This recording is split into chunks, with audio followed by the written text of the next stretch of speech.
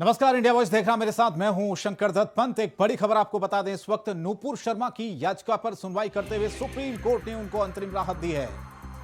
नूपुर शर्मा की गिरफ्तारी पर 10 अगस्त तक रोक लगा दी गई है। फिलहाल उसी दिन मामले की अब अगली सुनवाई होगी। सुप्रीम कोर्ट ने केंद्र सरकार और राज्य सरकारों जहां जहां एफआईआर दर्ज नोटिस भी जारी किया है। कोर्ट ने नूपुर शर्मा के वकील ने कहा कि नूपुर को लगातार धमकियां मिल रही है। पैगंबर मोहम्मद को लेकर टिप्पणी करने के चलते अलग अलग राज्यों में 9 एफआईआर का सामना कर रही नूपुर शर्मा ने सुप्रीम कोर्ट में दोबारा अर्जी लगाई थी। इस पर आज सुनवाई हुई तो एक बड़ी राहत। फिलहाल नूपुर शर्मा को सुप्रीम कोर्ट से 10 अगस्त तक गिरफ्तारी पर रोक लगा दी गई है। तो केंद्र और राज्य सरकारों को भी नोटिस जारी किया गया है। 8 राज्यों में, क्योंकि अलग अलग राज्यों में एफआईआर है, तो 8 राज्यों में जो एफआईआर दर्ज है उन पर कोर्ट ने कार्रवाई पर फिलहाल रोक लगाई है और 10 अगस्त तक नूपुर शर्मा को बड़ी राहत। 10 अगस्त तक नूपुर शर्मा की गिरफ्तारी नहीं होगी। तो आज इस पूरे मामले की सुनवाई थी और बता दें आपको कि अब ये कहा गया है कोर्ट की तरफ से कि नूपुर शर्मा के लिए ये सुप्रीम कोर्ट से बड़ी राहत, 10 अगस्त तक गिरफ्तारी नहीं होगी।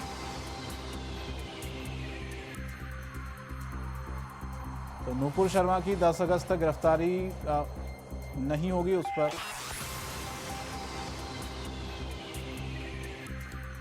नितिन हमारे संवाददाता न्यूज रूम से हमारे साथ इस वक्त सीधे लाइव जुड़े हैं।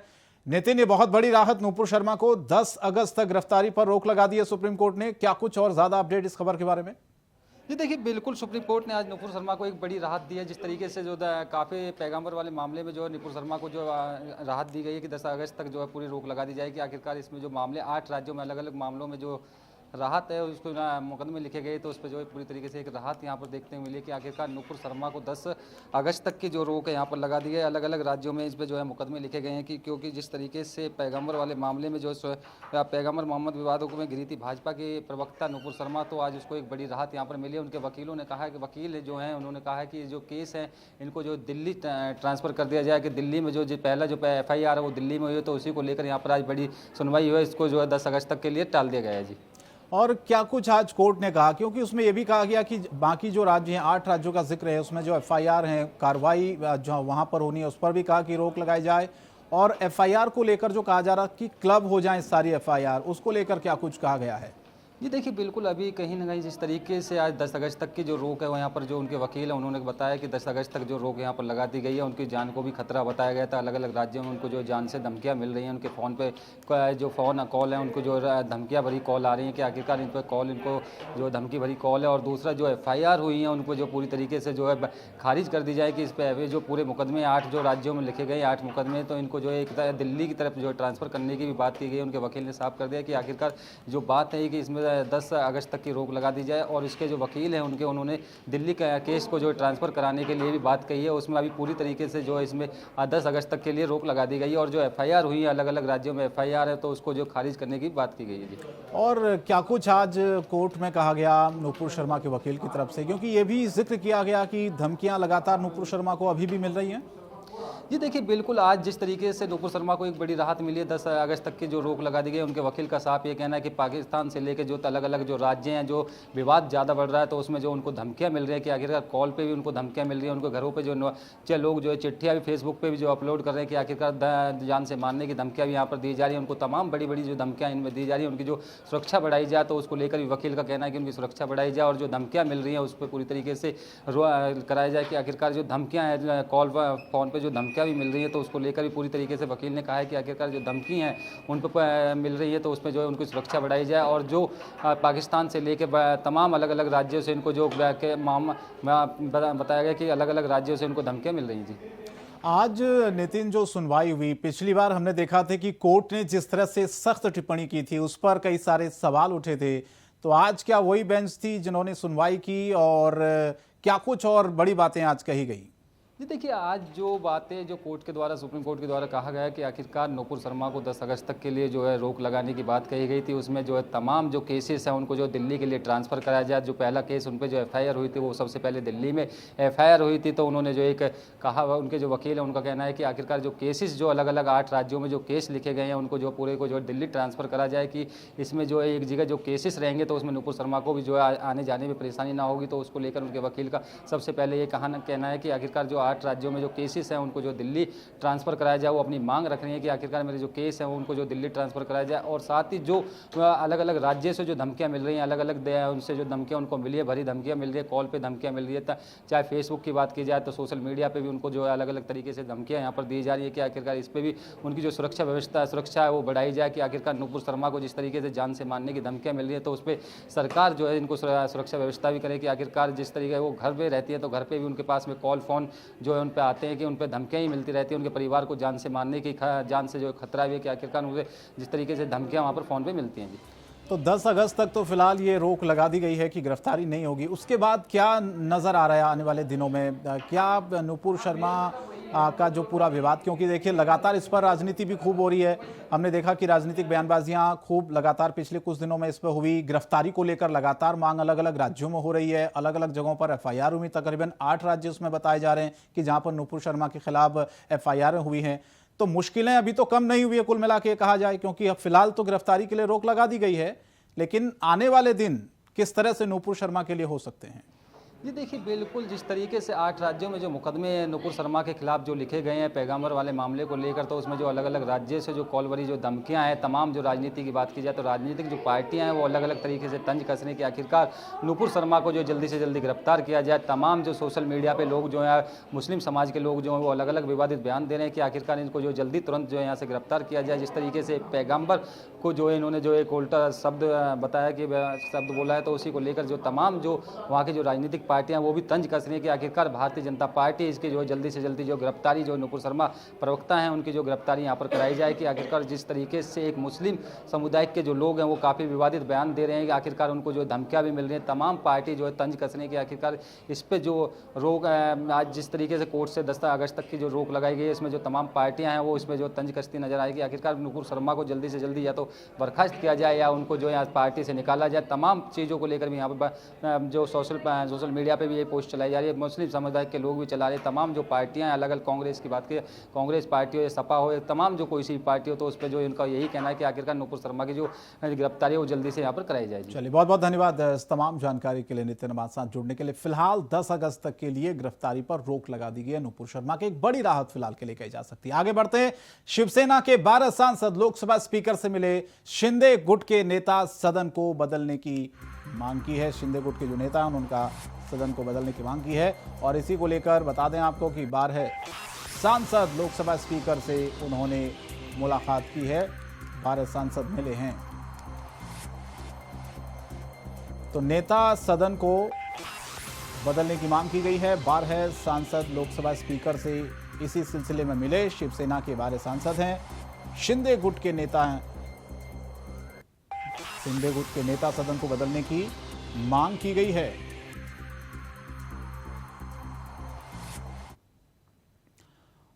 और लखनऊ के लुलु मॉल लगातार चर्चा का विषय बना हुआ है। वहीं अब लुलु मॉल के बाहर फिर से हंगामा हो गया। आपको बता दें कि मॉल में लगातार जिस तरह से पिछले कुछ दिनों से नमाज पढ़ने को लेकर, हनुमान चालीसा पढ़ने को लेकर विवाद हुआ, उसके बाद योगी आदित्यनाथ भी सख्त हुए, लेकिन जिस तरह से नया विवाद सामने आया है इसने कई सवाल खड़े कर दिए हैं। आज तो हंगामा इस कदर हुआ कि मॉल में अयोध्या से जगत गुरु परमहंस आचार्य लुलु मॉल में शुद्धिकरण के लिए पहुंचे थे, उनको पुलिस ने हिरासत में लिया और अपने साथ पूछताछ के लिए ले गई। इस दौरान पुलिस से उनकी झड़प भी हुई। ये तस्वीरें आज उसी वक्त की हैं, देखिए। तो आज एक संत जो कि शुद्धिकरण के लिए पहुंचे थे मॉल में, शुद्धिकरण के लिए परमहंस जिनको पुलिस ने फिलहाल हिरासत में ले लिया है। पिछले कई दिनों से लुलु मॉल सुर्खियों बना हुआ है। प्रियम पाठक हमारे संवाददाता ज्यादा अपडेट के लिए लखनऊ से जुड़े हैं। प्रियम, ये लगातार विवाद कम होने के बजाय बढ़ता जा रहा है। एक संत भी पहुंचे थे वहां पर, शुद्धिकरण को लेकर बताया जा रहा है, क्या कुछ आज हुआ? बिल्कुल, देखिए लुलु मॉल का जिस तरीके से उद्घाटन हुआ उसके बाद से लगातार वहां पर ऐसी गतिविधियां होती रही हैं जो कहीं ना कहीं थोड़ा सा जो लॉ एंड ऑर्डर है उस पर भी कहीं ना कहीं जो दिक्कत है वो दिख रही है। और इसी के चलते आज जो है जिस तरीके से पहले जब उद्घाटन हुआ था लुलु मॉल का, उसके बाद कुछ लोगों ने वहां पे नमाज पढ़ी थी और आज उसी के विरोध में उस जगह को शुद्धिकरण करने के लिए अयोध्या के जो जगत गुरु हैं परमहंस आचार्य वो वहां पर पहुंचे थे और वो कहते थे कि उस जगह का वो शुद्धिकरण करेंगे। तो इस बात को लेकर केवल जो है वो यहाँ पर जा रहे थे। उनको हालांकि पुलिस ने मॉल में जाने से भी रोका उनको, उसके बाद पुलिस ने उनको हिरासत में लिया है, पूछताछ उनसे की जा रही है। जो मीडिया से उन्होंने बात करी उसमें उन्होंने कहा था कि वहां पे जो नमाज पढ़ी गई है तो जिस वजह से वो जगह जो थी वो अपवित्र हो गई है तो उसको पवित्र करने के लिए जा रहे थे। खुद मुख्यमंत्री ने भी अगर आप देखें तो लुलु मॉल की जो पूरा प्रकरण रहा है उस पे उन्होंने अपना साफ तौर पर जो लॉ एंड ऑर्डर को लेकर बैठक थी उसमें उन्होंने स्पष्ट निर्देश जारी किए कि प्रशासन पूरी सख्ती के साथ में ऐसे लोगों से निपटे जो वहां पे कानून व्यवस्था के साथ में खिलवाड़ कर रहे हैं या फिर कानून व्यवस्था को खराब करने का प्रयास कर रहे हैं। किसी भी ऐसे सार्वजनिक स्थान पर जो है ना ही पूजा करने की किसी को अनुमति है ना ही नमाज पढ़ने की, यानी कि कोई भी धार्मिक गतिविधियां जो हैं वो सार्वजनिक स्थानों पर नहीं हो सकती हैं। इस बात के स्पष्ट तौर पर मुख्यमंत्री की तरफ से भी निर्देश जो है वो जारी किए जा चुके हैं और उसी के चलते जो है आज पुलिस ने भी जो है अपना सख्त रुख अपनाते हुए जगत गुरु को जो है जो जगत गुरु परमहंस आचार्य हैं उनको लुलु मॉल के गेट पर ही रोका है और उनको अंदर जाने की अनुमति नहीं मिली। बिल्कुल, लेकिन प्रियम आज खुद मुख्यमंत्री ने इस बात का जिक्र किया कि भाई मॉल को, लुलु मॉल को राजनीति का अड्डा न बनाया जाए। अगर कोई भी इस तरह की हरकतें कर रहा है, माहौल को खराब करने की कोशिश कर रहा है तो पुलिस को उन्होंने सीधे सीधे कहा कि एक्शन लें आप। बिल्कुल, देखिए जैसा कि मैंने अभी आपको पहले ही बताया कि लुलु मॉल का जब उद्घाटन मुख्यमंत्री योगी आदित्यनाथ ने किया था उसके अगले ही दिन वहां पर एक वीडियो वायरल हुआ था जिसमें कुछ लोग नमाज पढ़ते हुए नजर आए और उसके कुछ दिन बाद एक दूसरा वीडियो वायरल हुआ जिसमें कुछ लोग हनुमान चालीसा पढ़ते हुए नजर आए। तो कहीं ना कहीं धार्मिक मान्यताओं को लेकर जो है विवाद होता हुआ नजर आ रहा था। और ऐसे लेकिन में प्रियम सवाल यह कि इसके बावजूद, मुख्यमंत्री के कहने के बावजूद भी ये चीजें तो ज्यादा बढ़ रही है ना, राजनीति देखिए हो ही रही है इस पर फिर भी। देखिए मुख्यमंत्री ने जाहिर तौर पर जो है पूरे मामले का संज्ञान लिया है। लखनऊ जिला प्रशासन को भी कहा है कि वो सख्ती के साथ ऐसे तत्वों से निपटे जो इस तरीके की गतिविधियों में संलिप्त हैं या फिर माहौल बिगाड़ने का प्रयास कर रहे हैं। तो जिला प्रशासन जो है, लखनऊ पुलिस जो है वो सख्ती के साथ जरूर निपट रही है लेकिन लोगों की तरफ से प्रयास किया जा रहा है। और आज भी उसी तरीके का माहौल जो है वो देखने को मिला कि जब अयोध्या के जगत गुरु परमहंस आचार्य जो है वो वहां पर पहुंचे थे शुद्धिकरण को लेकर। तो चूंकि सीएम का आदेश है तो उसका पालन करते हुए ही पुलिस ने उनको वहां पे रोका, उनको अंदर जाने की अनुमति नहीं दी, उनको अपने हिरासत में लिया है और उनसे पूरा पूछताछ किया कि वो क्या अंदर क्या उनका पूरा प्लान था, क्या वो करने जा रहे थे, क्यों करने जा रहे थे। तो उस चीज को लेकर पूरी तरह से उनसे पूछताछ भी की गई है। चलिए, बहुत बहुत शुक्रिया इस तमाम जानकारी के लिए, हमारे साथ जुड़ने के लिए। चलिए अब आपको सुनवाते हैं कि क्या कुछ इस पर एक प्रतिक्रिया मुख्यमंत्री योगी आदित्यनाथ की भी आज आई है। और उससे जाएंगे उनको ये लोग जाने देंगे चुप्पे से, और हम जा रहे हैं शांति से। मैं अकेले आया हूँ, मैं सिंगल आया हूँ, इनको क्या आपत्ति है? या तो आप ताला लगा दो, यहाँ कोई नहीं जाए। अगर ये जिहाद का केंद्र है, अगर आतंकवाद का केंद्र है तो मत जाने दो किसी को। आप क्या अंदर नहीं जा पा रहे? क्या आपको रोका जा रहा है क्या? मैं भगवा पहना हूँ ना, इसलिए इनको रोक रहे हैं। अरे तुम दूर चलो। फुलवारी शरीफ टेरर मॉड्यूल मामले को लेकर एसएसपी मनीष कुमार ने एक प्रेस कॉन्फ्रेंस की। प्रेस कॉन्फ्रेंस में उन्होंने कहा कि गजबा हिंद नाम से व्हाट्सएप ग्रुप बनाकर युवाओं को भड़काने वाले मरगूब अहमद उर्फ ताहिर को 48 घंटे के रिमांड पर लिया जाएगा। मामले को लेकर अरमान और परवेज से पूछताछ में कई जानकारियां मिली हैं, कई बातें सामने आई हैं, कई एविडेंस मिले जिससे उन्होंने कहा कि हम लोग इसको कोर्ट में रखेंगे। एविडेंसेस मिले थे, मटेरियल एविडेंस थे हमारे पास, टेक्निकल एविडेंस थे, उसके मोबाइल में थे और उसके फेसबुक लिंक्स पे, ऑडियो में, वीडियो फाइल्स में बहुत सारे फैक्ट्स थे जिस फैक्ट्स को हम लोगों ने वेरीफाई किया है। और उसने जो बताया है उससे जो उसके अगेंस्ट में या उसके ग्रुप के अगेंस्ट में या उसके एक्टिविटीज़ के अगेंस्ट में जो एफआईआर दर्ज था वो और पुख्ता हुआ है, मजबूत हुआ है, उसके ट्रेल्स दूर तक गए हैं और सारे जितने शामिल लोग हैं उसको इसमें हम लोग एक्सपोज करेंगे कानून की परिधि के में रह करके हम उनको कानून के पीछे। अग्निवीर योजना के तहत होने वाली भर्ती योजना में जाति प्रमाण पत्र, धर्म प्रमाण पत्र मांगने को लेकर राजनीतिक बवाल शुरू हो गया है। इस मामले को लेकर बिहार सरकार के पर्यटन मंत्री नारायण प्रसाद ने कहा कि जाति के बारे में कोई कागजात नहीं ली जा रही, बल्कि जाति की जानकारी लेना सरकार का हक है। इस मामले को बेवजह तूल दिया जा रहा है। किसी को चिंता करने की जरूरत नहीं है। अग्निवीर योजना सभी लोगों के लिए, उन्होंने कहा, फायदेमंद है। बताया ना कि हमारी हिस्ट्री चाहिए। जो भी व्यक्ति हमारे सेना में आएगा उसका डाटा चाहिए। इस डाटे के लिए हम लोगों ने इस तरह का व्यवस्था किया है। हमारे प्रधानमंत्री ने कंफ्यूजन में किसी को नहीं रहना, किसी को कंफ्यूजन नहीं होगा। और रांची में महंगाई की मार से आम जनता का जीना मुश्किल हो रहा है। वित्त मंत्री निर्मला सीतारमण की अध्यक्षता में हुई जीएसटी काउंसिल की बैठक में कई चीजों को पहली बार जीएसटी के दायरे में शामिल किया, जिसका सीधा असर आम जनता पर पड़ने वाला है। आज से जरूरत की सभी चीजों के दाम बढ़ा दिए गए हैं। रोजमर्रा की वस्तुएं जैसे दही, पनीर, चावल आदि की चीजों के दाम बढ़ाए गए हैं। बढ़ती महंगाई पर विपक्ष भी केंद्र सरकार पर निशाना साध रहा है। कांग्रेस प्रदेश प्रवक्ता राकेश सिन्हा ने कहा, मोदी सरकार न जीने दे रही है और न मरने दे रही है। आटा, चावल, इलाज जैसी चीजों पर जीएसटी लगाकर आम जनमानस को पूरी तरह से केंद्र सरकार मरने पर विवश कर रही है। काफ़ी असर पड़ेगा। गरीब लोग जितना कमाई करते हैं उसका हम समझते हैं कि 80% पार हो जाएगा। अभी गैस का दाम बढ़ गया है, खाने पीने का दाम बढ़ गया है, दवा का दाम बढ़ गया है। आमदनी इतना कम है कि आदमी को घर चलाना काफ़ी मुश्किल हो रहा है। जिस प्रकार आज आटा, चावल, इलाज के सामानों में जीएसटी लगाया गया, स्वाभाविक तौर पे इससे निम्न वर्गीय, मध्यम वर्गीय परिवार आज किस स्थिति में अपने आप को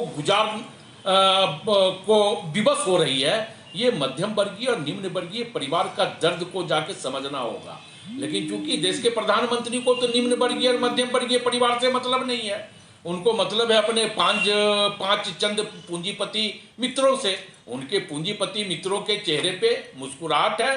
प्रधानमंत्री जी को लगता है कि देश के 130 करोड़ जनता के चेहरे पे मुस्कुराहट है। बढ़ती महंगाई से फिर एक बार आम जनता के जेब पर भारी पड़ने वाली है।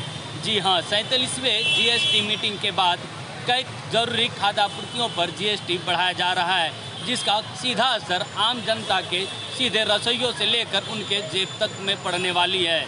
जीएसटी के मीटिंग के बाद कई जरूरी दही, दूध, दवाइयों जैसे जरूरी सामग्रियों पर जीएसटी बढ़ाया गया है, जिसका खासा असर आम जनजीवन पर दिखने को मिलेगा।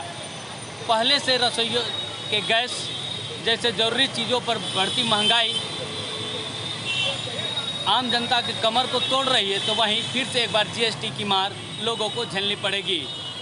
Chittaranjan Kumar, India voice, Ranchi. किशनगंज जिले के टेढ़ागाछ प्रखंड क्षेत्र के अंतर्गत कालपीर पंचायत के बीबीगंज +2 उच्च विद्यालय के प्रधानाचार्य सिद्धनाथ पांडे का छात्रों से अवैध उगाही करने का एक वीडियो वायरल हो रहा है। शिक्षा विभाग ने वायरल वीडियो को सत्य मानते हुए प्राथमिकता से दर्ज करने के निर्देश दिए हैं। जिला शिक्षा पदाधिकारी सुभाष कुमार गुप्ता ने प्रखंड शिक्षा पदाधिकारी को जांच करने के आदेश दिए हैं।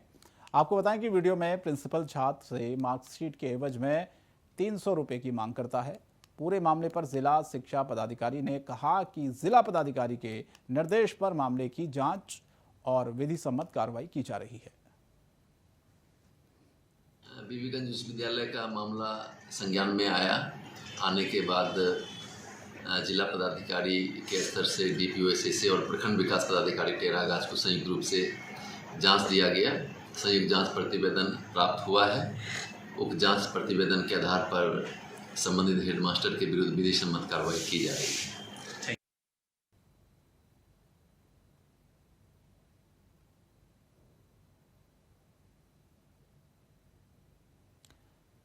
तो प्रिंसिपल ने छात्र से 300 रुपए की मांग की, ऐसा बताया जा रहा। मार्कशीट के नाम पर जिला पदाधिकारी ने निर्देश फिलहाल दे दिए हैं। इस पूरे मामले पर जांच के अवैध उगाही का एक वीडियो है। मार्कशीट के एवज में 300 रुपए की मांग की गई। और एक बड़ी खबर इस वक्त आ रही है दिल्ली से। न्यू अशोक नगर में रिहायशी इमारत में भीषण आग लगने की खबर है। दमकल की गाड़ियां मौके पर मौजूद है। आग बुझाने में दमकल की गाड़ियां जुटी हुई है। इमारत में फंसे लोगों को निकालने की भी कोशिश जारी है। तो दिल्ली के न्यू अशोकनगर इलाके में भीषण आग लगी है। अशोकनगर में 4 मंजिला यह इमारत जिसमें आग लगी है, जिसमें कई लोगों के फंसे होने की फिलहाल जानकारी मिल पा रही है, क्योंकि लगातार आग लगने की घटनाएं बढ़ती जा रही है गर्मी के दिनों में। और ये तस्वीर आप देखिए दिल्ली के न्यू अशोकनगर के ये रिहायशी इलाका, जहां पर 4 मंजिला इमारत बताई जा रही है, जहां पर भीषण आग लगी है। दमकल की गाड़ियां फिलहाल मौके पर मौजूद हैं। आग पर काबू पाने की कोशिश की जा रही है, लेकिन कई लोग बताया जा रहा है कि फिलहाल इस इमारत में फंसे हुए हैं। उनको बाहर निकालने के लिए लगातार जद्दोजहद की जा रही है। तो कई लोग इसमें फंसे हुए हैं। आग देखिए आप किस तरह से धुएं का गुबार यहां पर उठता हुआ। न्यू अशोकनगर का ये रिहायशी इलाका है जहां पर भीषण आग लगने की फिलहाल ये तस्वीरें सामने आई हैं। आप देखिए किस तरह से धुआं उठता हुआ साफ नजर आ रहा है और कई लोग अभी बताया जा रहा है कि इमारत में फंसे हुए हैं।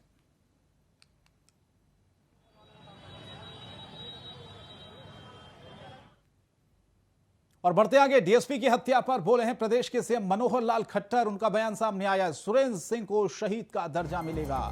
डीएसपी सुरेंद्र सिंह, जो कि आज आपको याद होगा खनन माफियाओं ने उनकी हत्या कर दी, उनका ट्रक चढ़ा दिया और अब मुख्यमंत्री का इस पर बयान आया है। सुरेंद्र सिंह को शहीद का उन्होंने का दर्जा मिलेगा। परिवार को 1 करोड़ रुपए की आर्थिक मदद भी मिलेगी।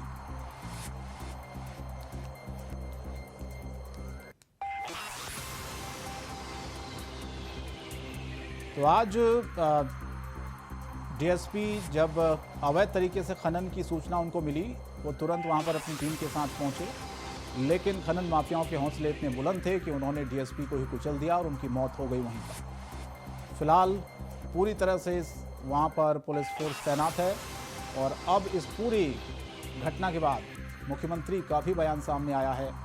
उन्होंने कहा कि परिवार को 1 करोड़ रुपए की आर्थिक मदद मिलेगी और सुरेंद्र सिंह को शहीद का दर्जा सरकार देगी।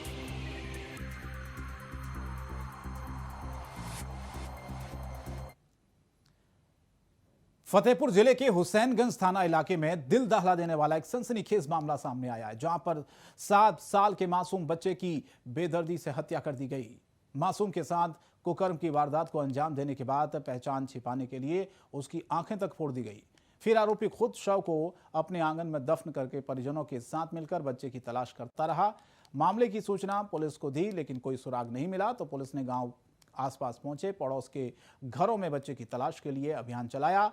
देखा कि खंडहर नुमा घर में मिट्टी से बाहर एक हाथ दिखाई दे रहा था। तब बच्चे के शव को निकाला गया। पुलिस की माने तो इस पूरी वारदात को बच्चे के पड़ोसी ने अंजाम दिया। उसने बच्चे को बहला फुसला कर बुलाया और उसके साथ कुकर्म जैसी घटना को अंजाम दिया और मामला खुलने के डर से उसे मौत के घाट उतार दिया गया। वही 6-7 बजे से 3 बजे से गायब हुआ है। उसके बाद ढूंढने की कोशिश की गई है, मिला नहीं है। उसके बाद फिर उसको मार दिया गया है, कुचल के ईंटों से, पत्थरों से। आँखें भी फोड़ गई, आँख भी फोड़ दिया गया उसकी। यहाँ भी मतलब प्राइवेट जगह भी मारा गया, उसके हर जगह भी मारा गया। क्या नाम है आपका? आप महेंद्र सिंह। हम हुसैनगंज थाने में है। यहाँ पे अजय सिंह के एक 7 वर्षीय पुत्र के साथ दुष्कर्म करके और उसकी हत्या कर दी गई है। आरोपी को पकड़ लिया गया है और फील्ड यूनिट की टीम है, सारे अधिकारीगण हम लोग यहाँ पे मौजूद हैं और इसको जेल भेजा जाएगा और पूरी कोशिश होगी कि इसके विरुद्ध जो भी साक्ष्य हो एकत्र करके इसको बड़ी से बड़ी सजा दिलाई जाए। और फिलहाल इस बुलेटिन में इतना ही। इंडिया वॉइस पर खबरें जारी रहेंगी। नमस्कार।